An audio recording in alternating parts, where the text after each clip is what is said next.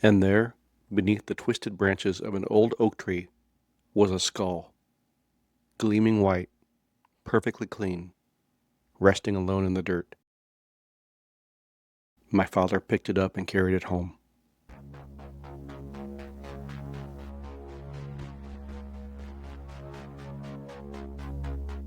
Good evening and welcome to The Ghost Collector. For as long as I can remember, I've been collecting stories that don't fit. Ghosts, UFOs, strange creatures, glitches in reality, the unexplained and the deeply unsettling. For decades, I've sought out these stories, listened to the people who experienced them, and written them down. I'm Scott Weimer, and this is The Ghost Collector. My friend Dusty told me this story recently. It happened when he was about 12 or 13 years old, sometime in the 1980s, during a day trip with his father into the foothills of California's gold rush country. Dusty's father has since passed away, so there are parts of this story that can never be fully explained. But years after his death, Dusty learned something about that day, something his father had kept from him that changed the way he remembered it entirely. This is Dusty's story. When I was about 12 or 13, my dad and I planned a day of swimming and hiking in the foothills, about an hour from our house. My dad loved that part of California. He loved the back roads, the forgotten trails, the old mining towns, and the dry, rugged hills that seemed to stretch on forever. He was always looking for some road we'd never driven, or someplace hidden just beyond the next ridge. That day, we drove to an area just below the gold rush town of Coulterville, near Lake McClure. My dad knew of a secluded swimming hole there. It wasn't the kind of place marked by signs or crowded with families.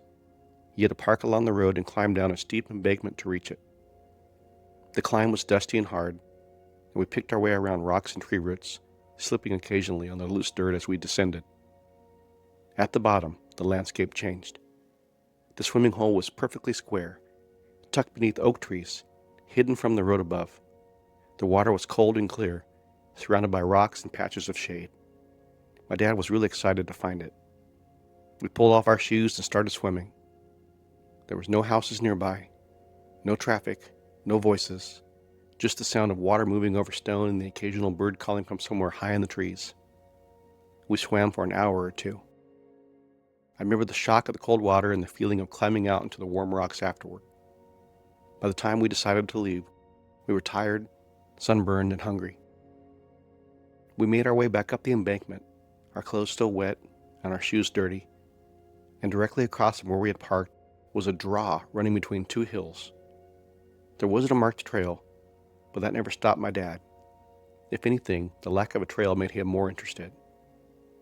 He looked across the road and said something like, "Hey, let's see what's back there." So we crossed over and started walking. The draw curved gradually away from the road, leading us between the hills, and the farther we went, the more isolated it felt. We trudged along through the tall grass, getting foxtails in our socks.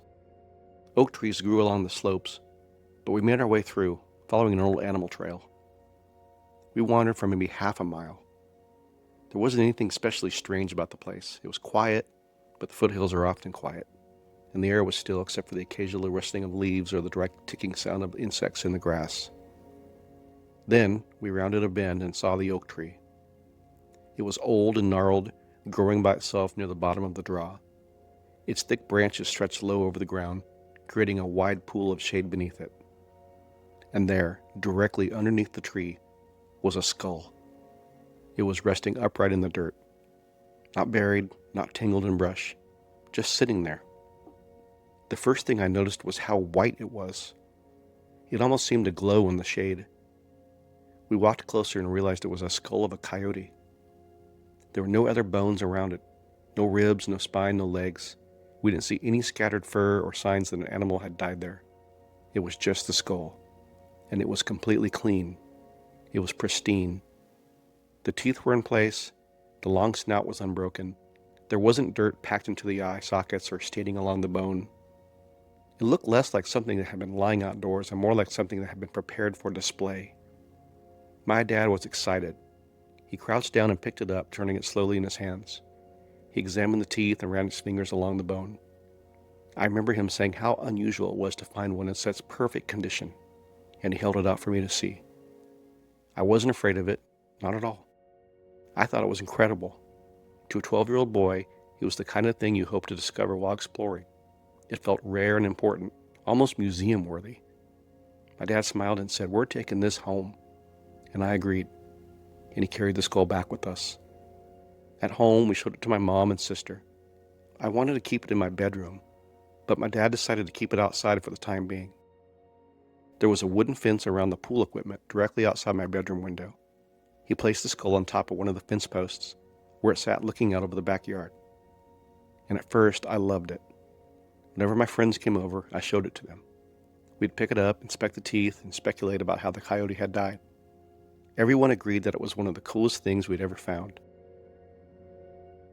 During the day, I would sometimes look out my bedroom window and see it sitting there in the sunlight. It didn't bother me. It was just a skull. But then the dreams started. In the first dream, I was standing, or maybe floating, in complete darkness. There were no walls, no floor, no ceiling. There was nothing around me at all. It was not like being in a dark room. It was more like being trapped in an endless void with no sense of where I was or how to escape. And then I saw something in the distance. A small white shape. It was the skull, and it floated by itself in the darkness. At first, it was far away, but it was facing me. Its empty eye socket seemed fixed directly on me. Then it began moving closer. It didn't bob or turn the way something floating naturally would. It came straight toward me, slowly and deliberately. And the closer it came, the more details I could see. The smooth white bone, the rows of teeth, the deep black eye sockets. I wanted to move away from it, but I couldn't. I couldn't turn my head. I couldn't close my eyes. I could only watch as it drifted toward my face. And then its jaw began to move. And it laughed. It wasn't the sound an animal would make. It was a deep, booming human laugh. Each laugh echoed through the darkness. The sound seemed to come from everywhere at once. It was so loud I could feel it inside my chest. The skull moved closer until its teeth and empty eye sockets filled my entire field of vision. And then I woke up. I was drenched in sweat, my heart pounding so hard I could hear it in my ears. And for a few moments, I didn't know where I was. Then I recognized my bedroom and slowly remembered that the skull was sitting outside my window, only a few feet away. I didn't look. I lay there until morning, afraid that if I turned my head toward the glass, I would see it staring at me. And that same dream returned the next night, and then again a few nights later. Sometimes the darkness seemed to last longer before the skull appeared. Sometimes the skull came toward me faster. But the ending was always the same. It floated toward my face, its jaws moved, and it laughed.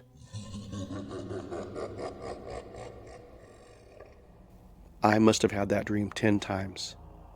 During the day, I could almost convince myself that it wasn't a big deal. In sunlight, the skull still looked like an interesting object we had found in the hills. But at night, it became something else. I stopped looking out my bedroom window after dark. I knew exactly where it sat on the fence, and I could picture it out there in the moonlight. Sometimes, while lying in bed, I would imagine it had turned toward the house. Other times, I would wonder whether it was still on the fence at all.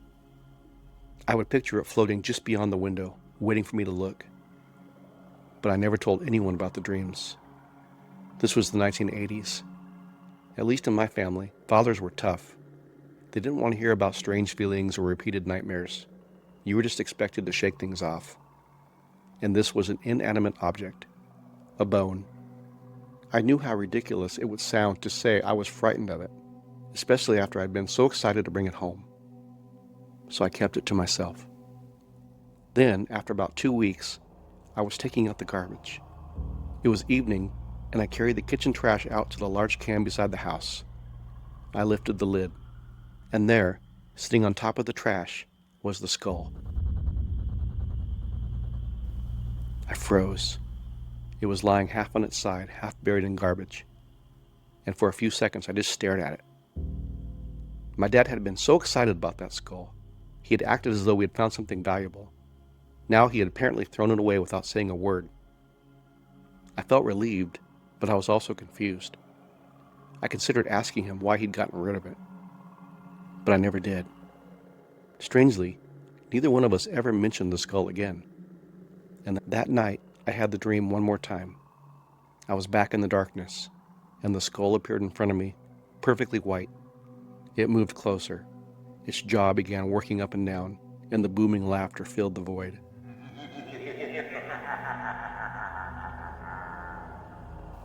I woke up sweating. But after that night, the dream stopped. The skull was gone from the fence outside my window, and I soon stopped worrying about it. As the years passed, I mostly forgot about the entire experience. My dad eventually passed away. About 10 years after his death, I was at my mom's house going through some old family photographs. We found a picture my dad had taken of me in the swimming hole that very day. The moment I saw it, the memory came rushing back. I remember the drive to Coulterville, the cold water, the walk through the dry hills, and the gleaming white skull beneath the oak tree. And I mentioned it to my mom. I told her how Dad had placed it outside my bedroom and how almost immediately I started having nightmares. My mom looked at me strangely, and then she said, "Your dad had nightmares about that skull too." At first, I thought she must have misunderstood me, so I asked her what she meant. She told me for about a week after we brought it home, my dad had thrashed in his sleep almost every night. She would wake up to find him twisting in bed, kicking at the blankets and moving his arms as if trying to defend himself. My dad was a strong, stoic man, but he was no stranger to nightmares. He had served in Vietnam, and after coming home, he sometimes told my mom about the dreams that followed him back. And because of that, she knew when he was having a particularly bad one. She would wake him and ask him what he had seen. After several nights, he finally told her. It was the skull. In his dreams, he was lying in their bedroom at night. The room was dark, and the skull was flying around above the bed. It would circle the room, darting through the darkness, and then suddenly rush toward his face. And as it came toward him, it would laugh. An evil, booming laugh. Hearing this gave me the chills. I had never told my father about my dreams, and as far as I knew, he had never told anyone except my mother about this. Yet we both had dreamed about the same thing, about the same skull moving through the darkness, flying toward our faces and laughing. Then my mom told me what had really happened to it. She said my dad had thrown the skull into the garbage, just as I remembered. But sometime later, either that night or early the next morning, he had gotten up and retrieved it from the trash. He cleaned it off, then he put it in the car and drove nearly an hour back toward Coulterville. He returned to the draw across from the swimming hole. He walked back through the hills to the old oak tree, and he placed the skull exactly where he had found it. My dad never told me he had done that. He had never told me about the nightmares. Maybe he was embarrassed. Maybe he thought I would be frightened. Or maybe he believed that whatever we had carried home from those hills belonged beneath that tree. When I think about it now, what disturbs me most is not that my father and I both had nightmares. People who live in the same house can influence one another. Maybe one of us said something in passing. Maybe there was some ordinary explanation that neither one of us remembered. What disturbs me is how similar the dreams were. The darkness, the movement, the skull rushing toward our faces, and the laughter. I still wonder how that skull came to be resting beneath that oak tree in the first place. And why was it so perfectly clean? And why were there no other bones nearby? Had somebody placed it there? Had someone else taken it home before us and returned it? Or had it always belonged to that particular patch of ground? My father apparently believed returning it would make the dream stop. And it did. I never dreamed of the skull again. But every once in a while, I picture that old oak tree standing alone in the foothills. I picture the dry grass moving in the wind and the shadows stretching beneath its branches. And somewhere under that tree, half hidden in the darkness, I imagine a gleaming white skull waiting patiently for the next person to find it.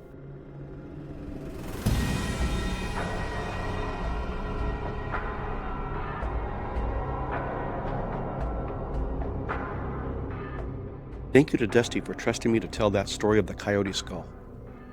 Dusty and his father never understood what they had brought home from those foothills. or why it seemed to enter both of their dreams in exactly the same way. But sometimes, a warning doesn't come through a dream. Sometimes it arrives while you're still awake. Clear, direct, and impossible to misunderstand. My friend Charles experienced something like that one night in 2012, when an unfamiliar voice spoke inside his mind and told him that a long period of peace in his family was about to end. This is his story, and it's called The Voice. There was nothing unusual about the night it happened. I went to bed at my normal time and settled in.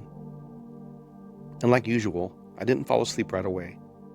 I tossed and turned for a while, replaying the day in my head and thinking about the chores and responsibilities waiting for me the next morning.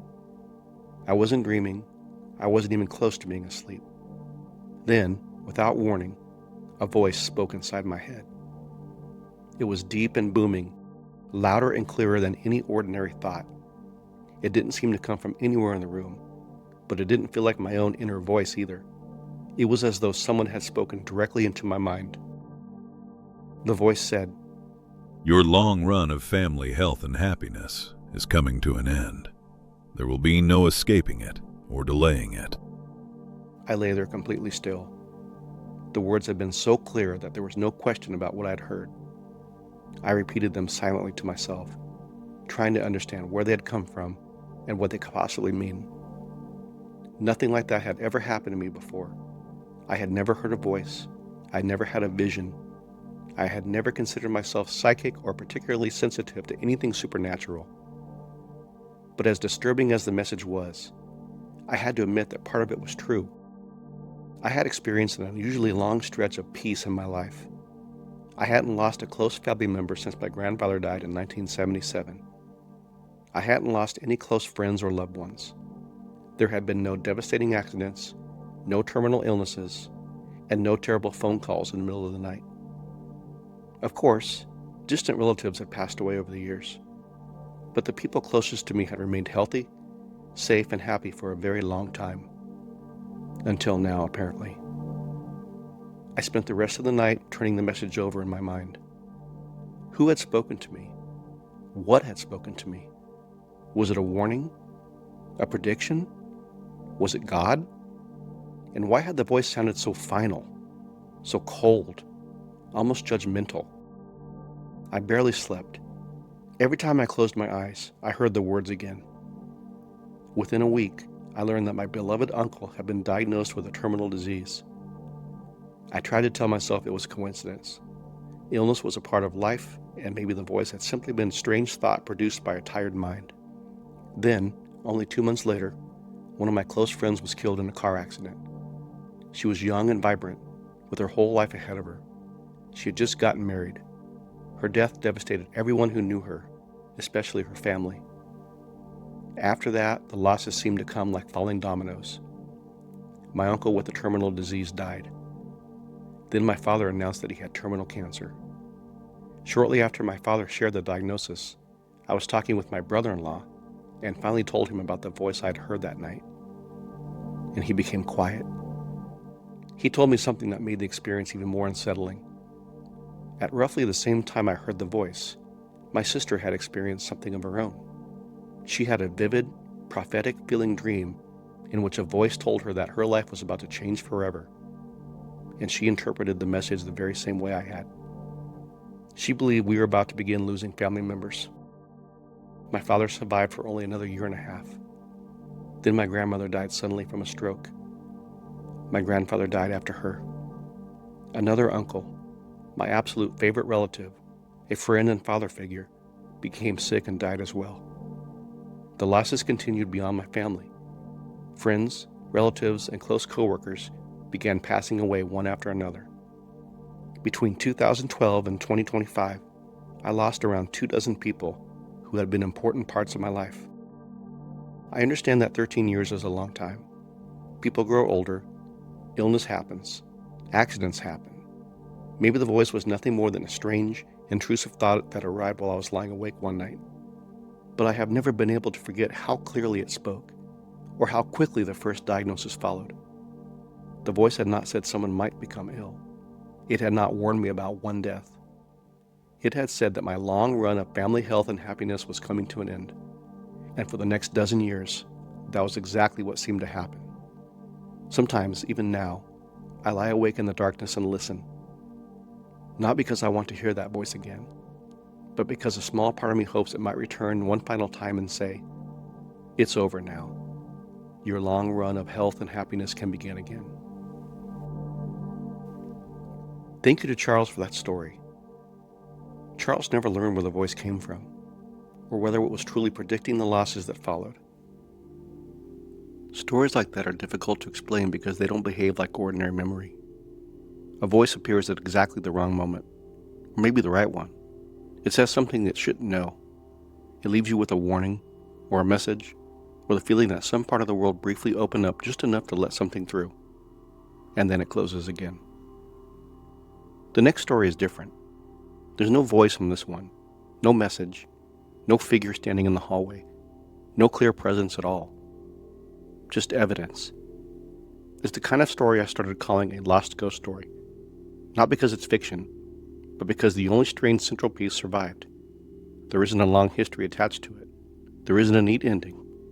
There's just the thing that happened, and the fact that no one ever found a good explanation. This one comes from Anthony, and I'm calling it Something Passed Through. A while back, Anthony left his house to make a quick grocery run. He was only gone about 30 minutes, long enough to pick up a few things, come back and walk through the front door expecting everything to be exactly as he left it. But it wasn't. Something had gone through the house. Not robbed it, not searched it, not ransacked it in any way that made sense. It was more like a sudden force had passed through the rooms, almost like a small whirlwind moving through the house from one place to the next. On the bottom floor, several things had been knocked off the kitchen table. Then, going up the stairs, a few framed photos had been knocked from the walls. And upstairs in the bedroom, more photos had been knocked over, and a glass of water had been spilled. And that was it.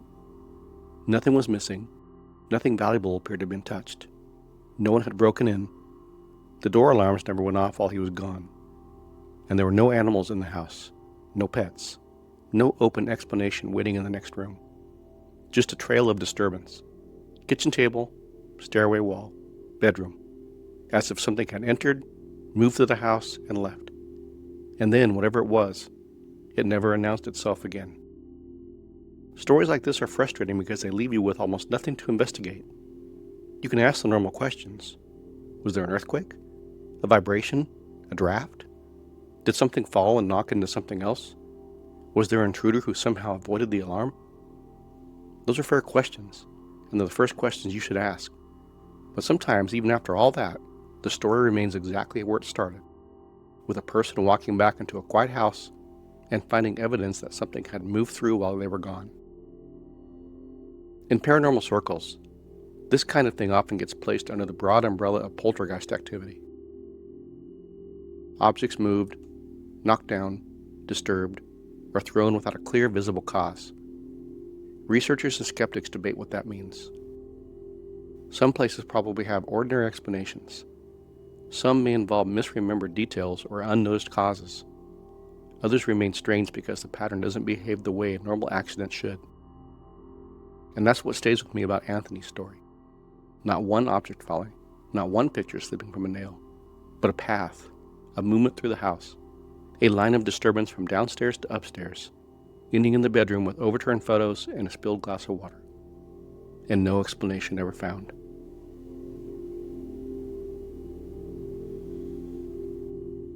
Thanks for listening to The Ghost Collector.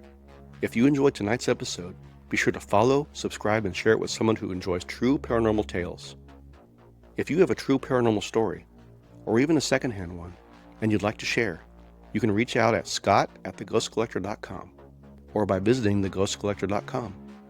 You can also use your phone's voice recorder to record your experience and email to the show. For additional information, photos, and original sources related to tonight's stories, visit theghostcollector.com.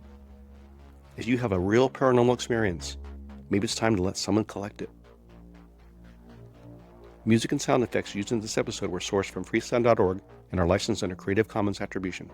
Full source details are available at theghostcollector.com. Thanks for listening.